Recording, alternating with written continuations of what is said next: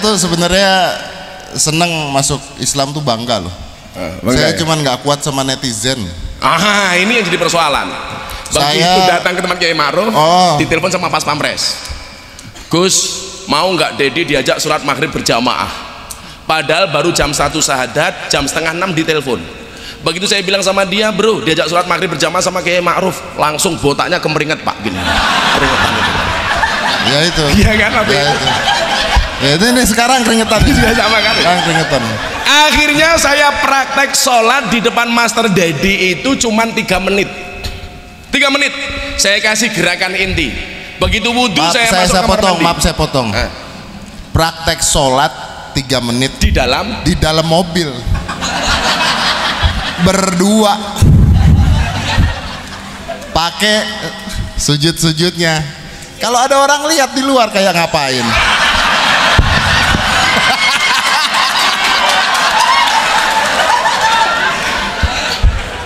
Akhirnya begitu beliau sholat, waktu itu tangan beliau saya masih ingat, tangan kiri ini di atas, kemudian tangan kanan di dalam. Begini, dikritik habis jadi Corbuzier. Gimana sholatnya, gerakannya salah dan lain sebagainya. Kan dia tanya sama saya begini, nanti sholatnya gimana bro? Begini caranya. Pokoknya nanti Kiai Ma'ruf amin seperti apa, sebagai makmum kamu ikut. Kiai berdiri, kamu berdiri. Kiai sujud, kamu sujud. Kiai rukuk, kamu rukuk. Begitu masuk, saya jadi ingat ceritanya Gus Dur tahun 2005. Gus Dur itu pernah mengislamkan orang Cina. Ketika saya sowan ke sana, beliau cerita, Cinanya mau sholat, tanya sama Gus Dur, sholatnya gimana Gus? Sudah, apapun yang diikuti imam, yang dilakukan imam, kamu ngikut. Begitu imamnya berdiri, Cina berdiri.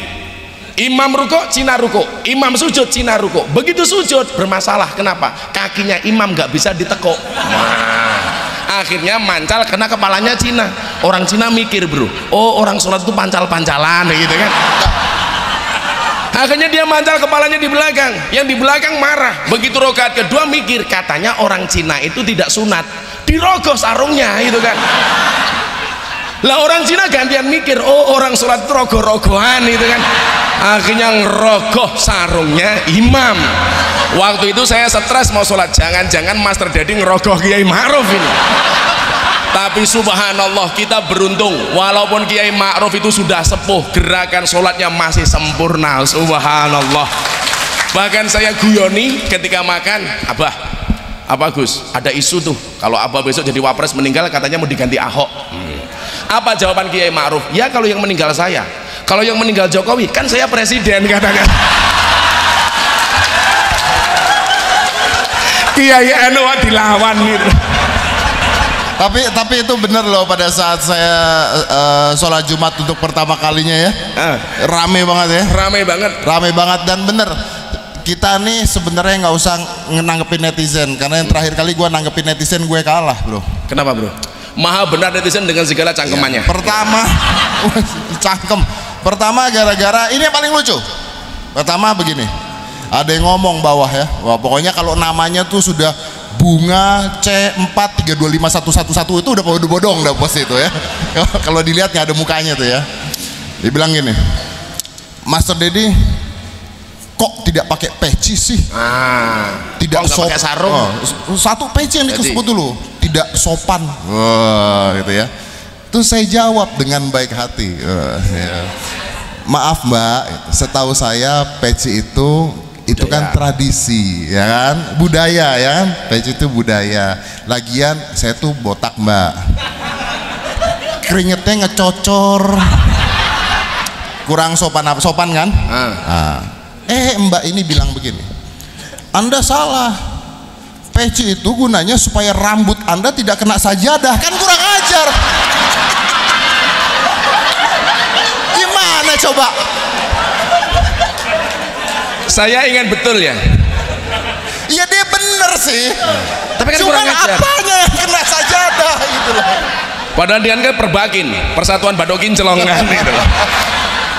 Saya ingat betul malam sebelum masuk Islam, Dedi itu tanya saya begini, bro, saya besok pakai baju apa ya?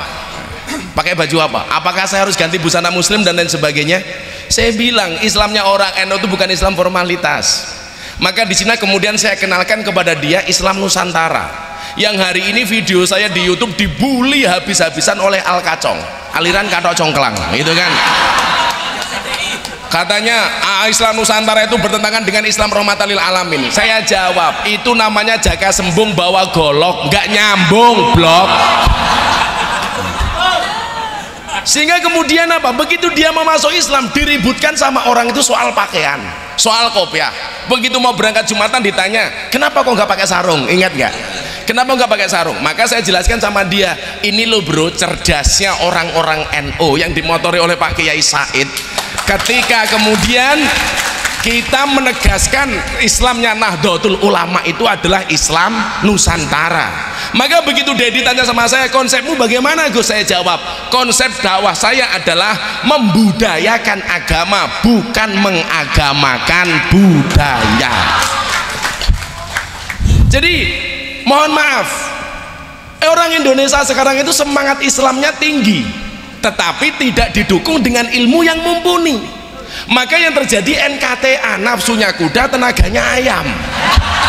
Saya kasih contoh bro, ketika tadi Pak Kiai menyebut hubul waton minal iman.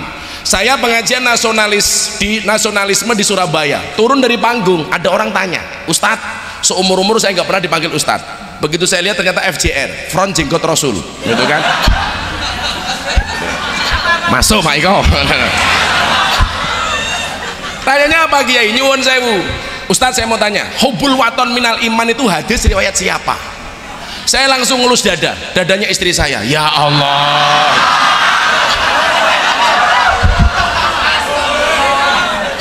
nggak, supaya kemudian Anda tahu bahwa sisi-sisi menarik dari inilah yang kemudian menjadikan Mas Dedi itu yakin.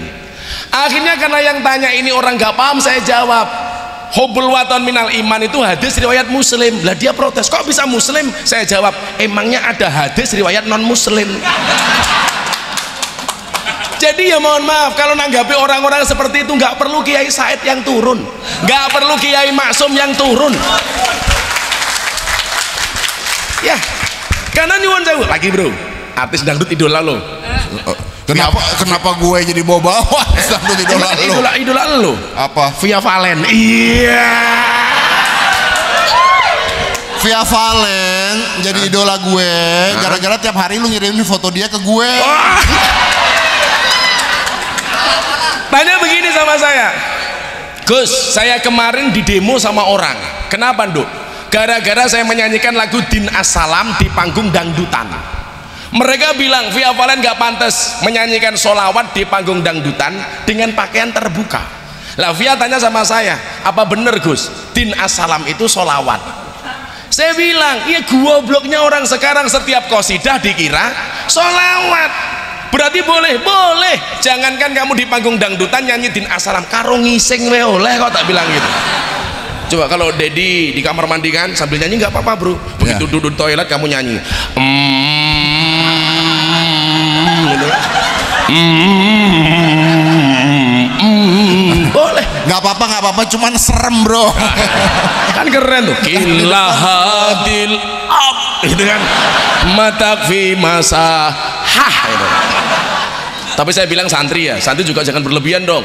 Kadang-kadang nyanyi memuliakan guru di toilet, man ana itu memang bukan sholawat, tapi nggak pantas bagi saya dinyanyikan di toilet. Masa kita menghormati Pak Kiai Said, Pak Kiai NU nyanyi man ana di kamar mandi, kan nggak asik. Man ana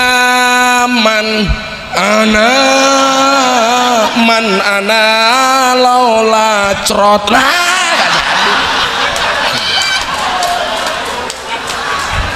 Maka disinilah kemudian saya sampaikan kepada Dedi, you harus bisa membedakan mana budaya, mana agama.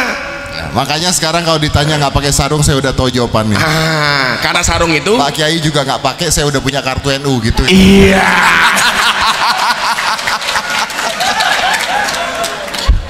Coba sebelum saya lanjutkan Mas Dedi, barangkali ada yang sampaikan, bukan pesan-pesan terakhir, bukan saya bilang. Ya, mungkin cepet aja ya, dikit aja. Itu dia kenapa saya bang apa tuh ngomong belum lu potong-potong. Enggak, cepet saja, amplopnya juga nggak jelas, santai aja.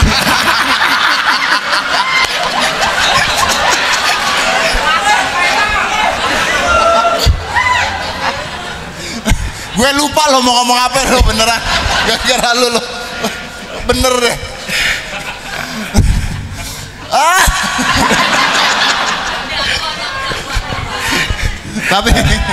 Tapi Gus Fitnah. Kok Gus Fitnah gimana sih? Gus Fitnah. Gus Miftah ini nggak pernah manggil saya kafir dulu. Sama sekali. Pernah sekali manggil saya kafir. Guyon. Pada saat saya manggil dia Gus Tele. Jangan-jangan lo penggemarnya Gus Nur lo.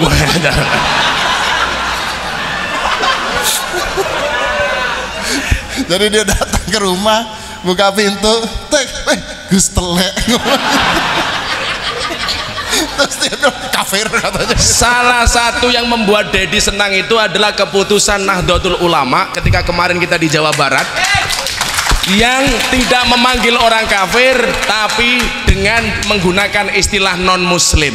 Itu sangat membekas di hati Deddy Corbuzier. Alhamdulillah. Saya bilang sama dia, bro, yang guyonan kita itu loh, kalau orang dulu kan biasa kan, orang beda agama guyon macam-macam, tapi kenapa sekarang menjadi masalah? Jadi masalah, betul. Dan maksudnya gini, kalau kalian mencintai agama Islam dan kalian merasa bahwa ini agama yang luar biasa dan kalian ingin orang-orang lain menikmati hal yang sama, mereka jangan ditakut-takutin, karena kalau mereka ditakut-takutin mereka akan menjauh ya. Kalau mereka dilawan, mereka dimarahin, mereka akan menjauh. Termasuk soal Aska. Betul. Pada saat saya mualaf, banyak yang nanya ke saya, ya adalah gitu ya. Aska gimana anak saya kan? Aska gimana? Aska mualaf nggak? Aska muslim nggak? Wah, kalau Aska tidak muslim, dosanya ditanggung bapaknya. Saya bilang sama dia, gua kagak jadilah. Karena dia ketakutan. Anak gue nggak masuk, gue yang dosa. Lu gimana sih? Gue bilang itu. Iya dong. Mula orang kok mau mencari suatu yang baik, yang benar, jangan ditakut-takutin. Contohkan dengan kebaikan, maka semua orang akan melihat Islam itu indah. Ya. Tumben lo bener. Tumben lo bener. Iya, saya mau ngomong gitu. Jadi itulah pengalaman Mas Dedi yang alhamdulillah saya minta doanya, beliau baru proses belajar. Termasuk kemarin beliau saya ajari ngaji kan, saya cari turutan nggak dapat, akhirnya saya dapat Iqra. Oh, begitu saya kasih dia ajaran kan, baru jilid 1. Oh iya, begitu baca saya lihat saya ketawa. A, ba. Tapi bagi saya ini proses luar biasa, dan wallah setelah saya mengislamkan Mas Dedi, hampir setiap hari saya mensyahadatkan orang sampai hari ini. Dan rata-rata jawabannya adalah karena begitu menyenangkannya hubungan Gus Miftah dengan Mas Dedi. Ya karena saya itu. Walah pede loh. Tadi kan Anda sendiri yang ngomong. Satunya. Anda setelah saya, Anda mensyahadatkan banyak orang. Iya. Karena melihat Anda dengan saya. Tapi syahadat bukan. Tapi hidayah bukan urusan lo, urusan Allah. Iya. Yeah. Tepuk tangan untuk Mas Dedi Corbuzier. Terima kasih bro.